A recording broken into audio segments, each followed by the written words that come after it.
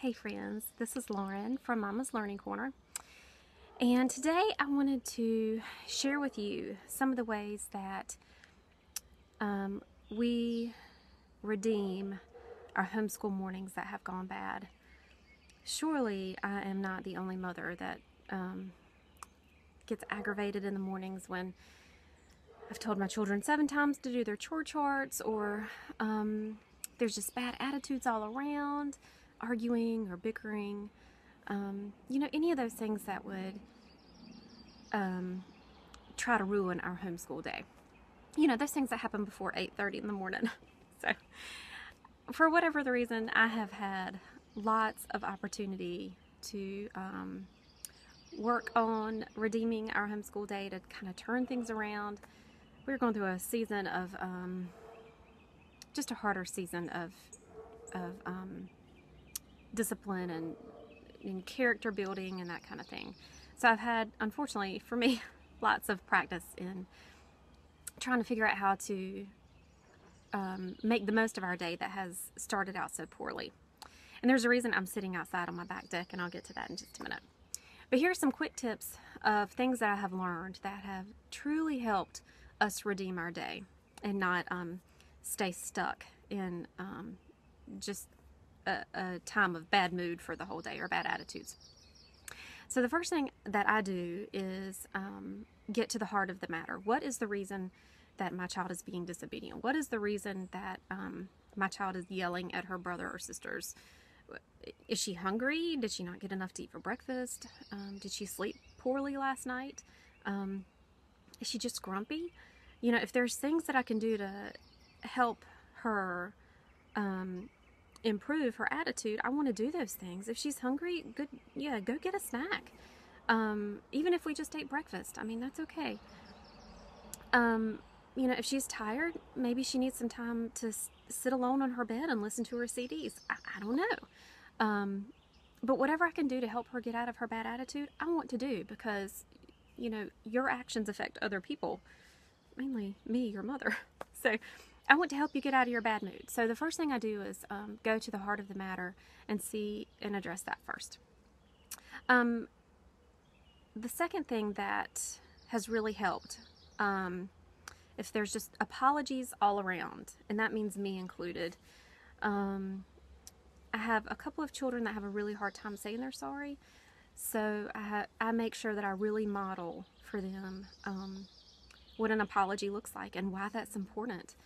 I don't want them to grow up to be teenagers and adults that can't admit they're wrong and say they're sorry. So that's something that's important to me at our house. So for a child that's offended their brother or sister, we go through and make sure that they apologize and that the other person has an opportunity to say that they forgive them. I'll be honest, lots of times it's me that needs to apologize. My mouth gets me in trouble, and before I know it, I say things that I shouldn't have said, or my tone is harsh, or I just haven't kept my attitude in check like I should. And if it's me that needs to apologize, I make sure I do it. They need to see my example, and they need to hear my apology, and I need to give them the opportunity to forgive me. So while I'm like anybody else, I don't enjoy apologizing, but totally necessary. So I want to make sure that our day can be smoothed over, and I want to make sure that hurt feelings are put aside, and that we can move on. So apologizing is all around is one way that I make sure that happens. Now the reason I'm sitting out here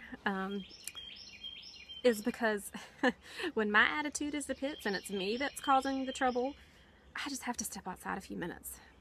My kids are old enough that they can sit inside a few minutes without me there, and I just step out on the porch, look up at the sky, get a different, just get a change of scenery, a change of perspective, pray that the Lord will give me strength and change my attitude. Just help me change my attitude.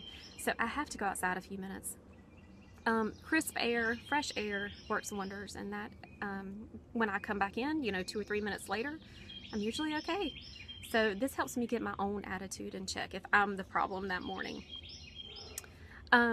If it just looks like it's a day that's not going to be redeemed, if one or two children are in bad moods, and for whatever reason we can't seem to smooth that over and make it better, I have a couple of times just completely ditched our school plans.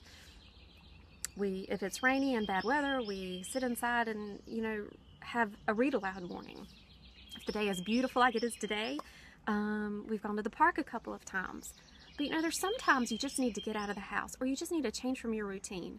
And as a homeschooling family, we are afforded that opportunity, which is one of the many reasons I love homeschooling. I certainly don't ditch my plans every time, but that's always in the back of my mind. Is this what we need to be doing for the day? Do we need to plow through school? Is this one of the days that we need to just persevere and keep going? Or is this a day that we can just have a change of scenery? And lastly, the tip that I have found that works the best for me is that I get up and start my day with Bible study and prayer. And for about 18 months, 2 years, I had a very consistent quiet time in the afternoons when we had a quiet time in our house.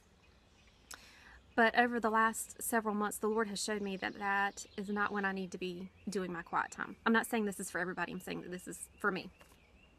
That it needs to be in the morning before my children get up. And I had the I had the idea that my day would go better if my quiet time was in the morning. But that has not turned out to be the case. I mean, we've still had plenty. Like I said, we are in this season of just hard parenting. And so I thought that maybe my day would go better. And sadly for me, that has not happened. But I'll tell you what has changed, and that is my ability and my perspective in dealing with the day. My mouth doesn't get out of control quite so quickly. My attitude doesn't, get in the ditch quite as fast. When I pray over our day and our attitudes for our day, mine and my children and my husband, when I pray over us, there's just a distinct feel in the house that is different. So if you haven't tried Bible study and prayer in the morning, I would definitely suggest that to you. I feel like it has turned our days around quite a bit in terms of how our days flow. And it's not, it's simply a matter of me getting up and being obedient and praying over my family before my day starts. So I'd love to hear what kind of tips you have for those homeschool days that are just in the ditch. The ones that you think, oh, are we ever going to make it till bedtime tonight? Because surely I'm not the only one that has those, I hope. So I would love to hear what your tips are. So please